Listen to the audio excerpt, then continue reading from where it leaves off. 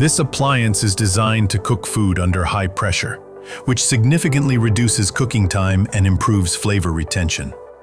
For safe operation, it is equipped with two independent pressure release mechanisms. Primary pressure regulator.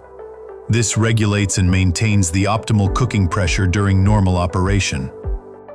Safety valve. This serves as a backup release mechanism that activates automatically in case the internal pressure exceeds safe levels, ensuring user safety. Before each use, it is essential to inspect the vent tube to ensure it is free from any obstruction.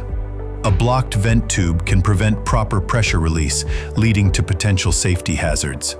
To inspect the vent tube, hold the lid up to the light and look through the vent tube to check for clear visibility. To remove blockages, if you detect any blockage, use a thin pin or needle to carefully clear the hole. Regular maintenance of the vent tube is crucial for safe and efficient pressure cooking. Never operate the appliance if the vent tube appears damaged or cannot be cleared properly.